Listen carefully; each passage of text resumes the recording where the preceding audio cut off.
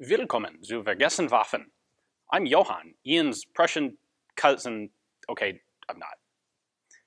But who could resist the chance to play with a Pickelhaube like this?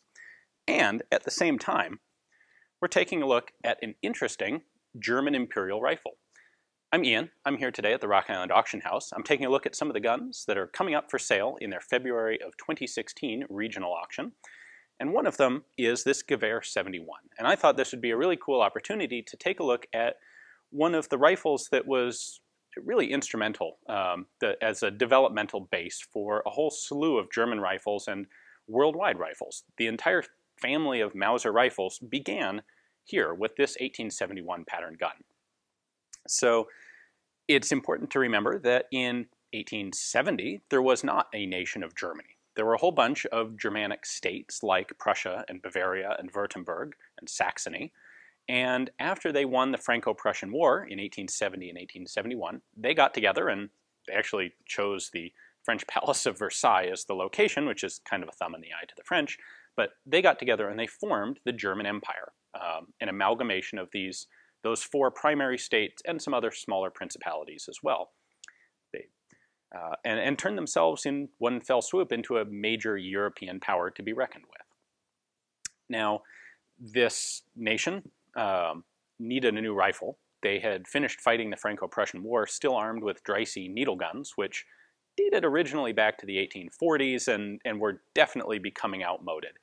The centerfire metallic self-contained cartridge had been invented and was in significant use all around the world, and it was time to upgrade from paper cartridges to the metallic cartridge. In 1870 and 1871, there were a series of trials held.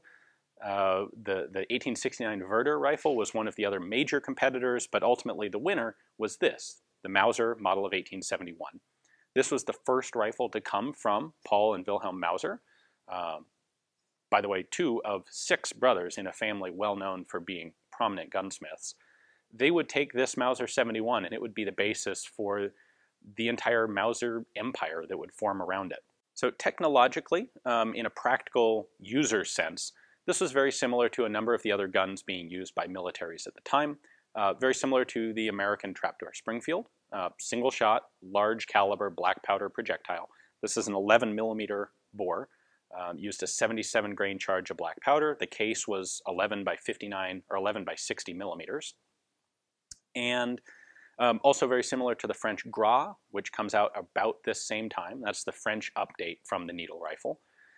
And many others. There were only a few countries that were actually using repeating rifles at the time. The most significant example that comes to mind is Switzerland with their bolt-action Vetterli. Why don't I bring the camera back here and let's take a bit of a closer look at the details and the features of the Gewehr 71.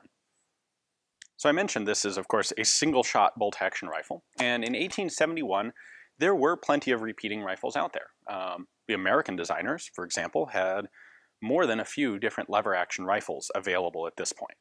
And militaries around the world really predominantly stuck with single-shot rifles. For a couple reasons. They felt that a single-shot bolt-action like this was a more durable and soldier-proof rifle. It would last better out in the field, and there may be some legitimacy to that. They also felt that these rifles could be reloaded and fired plenty fast enough, and having a magazine didn't convey a substantial advantage. Now that is clearly not correct. The Turkish forces kind of demonstrated that fighting against the Russians. Turks had lever actions, the Russians had single-shot Kernka and Berdan rifles and got trounced. But it would take some time before major militaries worldwide really came to grips with that fact. So for a long time, single shots were the predominant military rifle. In addition to being used by Germany, the Gewehr 71 was also used in reasonably large numbers by Serbia. They were sold to Japan, Uruguay, Chile, or not Chile, China, and some sold to South Africa as well. So they kind of spread all over the world. Now, one of the important developmental factors that came out of this, beyond just the Mauser bolt-action concept, was this wing safety, which is a safety that we see used all the way up through the Mauser 98 without really any substantial change. It first appeared here on the Gewehr 71, and this is one of the elements of the Mauser design that is particularly effective and popular.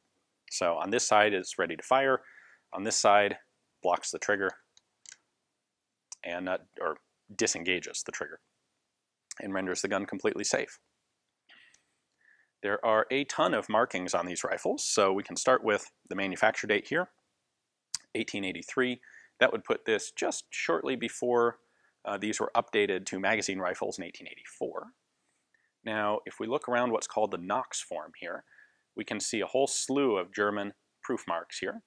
At this period, they would proof, first of all, you would proof the receiver and proof the barrel separately, so you've got repetition there. And then, so looking at the top of the receiver, or the top of the barrel Knox form here, we have the arsenal marking. This particular example was made at the Erfurt Arsenal. There were 4 main German imperial arsenals, one in each of the main states, those being Spandau, Erfurt, Danzig, and Amberg. They were also actually manufactured in England, in Birmingham, for contract. There are actually some German rifles out there manufactured by the National Arms and Ammunition Company of Birmingham. So you'll find that as well. Then, flipping down to the left side here, we have a number of additional markings. This is the serial number, 6596 here. We have a couple military acceptance marks. The crown over FW, that FW stands for Friedrich Wilhelm. So this will indicate which state the rifle was sent to based on who the ruler of that particular state was. Moving back on the receiver, we'll have the serial number again, and you're going to see this serial number all over the place on these rifles. Everything down to the screw heads is serialized on these. And then at the back of the receiver, we have the actual model designation. This is a cool Gothic German script. It is IG Model 71. That stands for Infantry Gewehr or Infantry Rifle, Model of 71. Here's an example. The rear action screw is serialized and proofed. 96, the last 2 digits of the serial number, and a crown proof mark. Really kind of over the top, but hey, that's Germany for you. Another cool element you will find on Gewehr 71s and later rifles as well is this, which is actually a unit marking. Rifles were often marked by the specific units that they were issued out to. So you'll find that. A little bit of research can dig up exactly what that marking stands for and where this rifle actually was initially sent. Now, when it comes to locking, the Mauser 71 is a single locking lug design, which really is all that was necessary in the era of single-shot large bore black powder cartridges. The bolt handle itself is the locking lug, and it locks up against the receiver right here. There is a cutout in the front of the receiver. That is to allow for gas venting, so that if you have a cartridge rupture, the gas will vent through this channel and come out here, rather than go straight back along the bolt and potentially into the eye or face of the shooter. So that's a nice safety element. In order to retain the bolt in the action, you've got this big washer here, which runs into the receiver bridge. We can take this screw out, take off that washer, and then the bolt will come back, and when you hold the trigger back, you can pull the bolt out of the action. This is a very simple bolt, and you can clearly see the beginnings of the Mauser system in it. So when you fire, this drops. Typically, when the bolt is locked back, the rear of the bolt, the striker, is held backwards. The sear holds onto it right here. When you pull the trigger, the sear drops, which releases this, and under spring tension it snaps forward and fires. Here's our extractor. Early version of the extractor. This is something that would be improved substantially on later rifles. And of course there are no locking lugs up here at the front, because the only locking lug necessary was the handle itself. And so that obviously would change on the 98 model. But that's about all there is to it on this one. Danke, meine Herren. Thank you for watching. I hope you enjoyed the video. I got to have a little bit of fun with this one, with the helmet and some mustache wax. I hope you guys enjoyed that.